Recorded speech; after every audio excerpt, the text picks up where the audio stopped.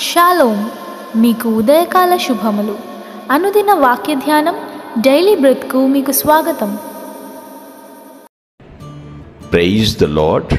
ఈ దినము కొరకు సిద్ధపరచబడిన దేవుని వాక్యమును చదువుకుందాం. శ్రద్ధగా ఆలకించగలరని మనవి. యెషయా గ్రంథము 45వ అధ్యాయము 12వ వచనం. భూమిని కలగజేసిన వాడను నేనే, దాని మీదనున్న నరులను నేనే సృజించితిని. నా చేతులు ఆకాశములను విశాలపరచెను, వాటి సర్వ సమూహమునకును నేను ఆజ్ఞ ఇచ్చితిని. ప్రభునందు పిల్లరా, ముందుగా మీకు హృదయపూర్వక వందనములు తెలియచేస్తున్నాను. దేవుని గొప్పతనం మానవుడు ఒప్పుకుంటున్నాడు, సంతోషమే. కానీ ఒప్పుకొని ఊరుకుంటే కాదు కదా. ఆయన చేసిన సర్వ సృష్టిని బట్టి ప్రభుని స్తుతించాలి, ఆయన్ని ఘనపరచాలి. అప్పుడు దేవునికి మహిమ. Yes, all is well, all is well అనటం తప్పేమీ కాదు.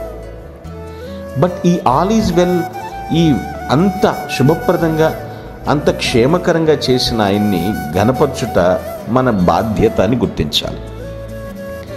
మనం నివసిస్తున్నామే, పాదం మోపుతున్నాం, పండుకుంటున్నాం, సంచరిస్తూ ఉన్నాం. ఈ భూమి ఆయన సృజించాడు. ఆయన యొక్క మాట ద్వారా ఎంత అద్భుతం ప్రియులారా.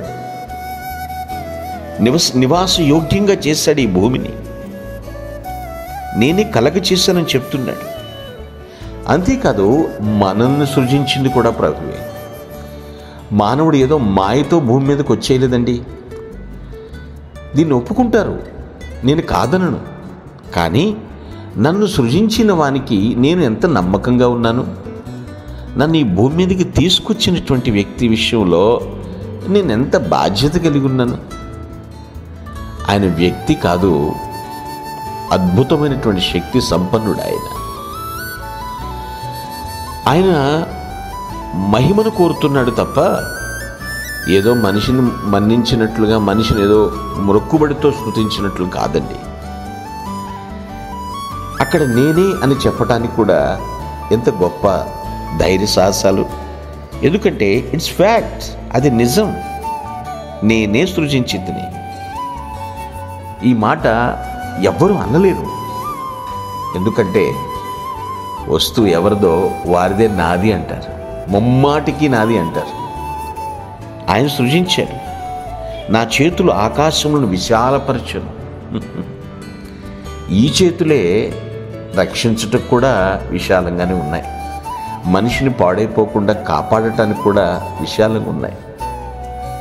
ఆయన చేతులు ఆకాశాలను విశాలపరిచినాయి. ఈ ఆకాశాన్ని సృజించింది ప్రభువే కదా. ఎందుకు? మనిషికి వెలుగు కావాలి, వర్షం కావాలి, అన్నీ కూడా తేటగా ఉండాలి కదా. మరి ఆయన అంటున్నాడు, నేను ఒక తండ్రిగా నేను చేయాల్సింది చేశాను. మిమ్మల్ని ఎత్తుకుంటంలో నా చేతులు ఎప్పటికీ అలసిపోవు అంటున్నాడు.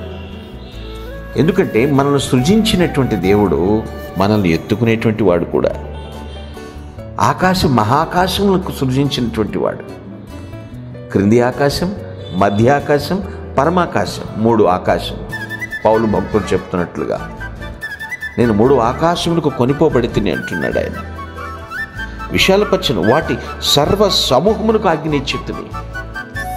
సూర్యుడు కానీ, చంద్రుడు కానీ, నక్షత్రాలు కానీ, వాటి యొక్క ఆ కమాండ్స్ ఎక్కడి నుంచి వస్తాయి, వాటికి ఇండికేషన్స్ ఎక్కడి నుంచి దేవుడు ఇస్తాడు. మాట వింటున్నాయి. మన సంగతి ఏమిటి?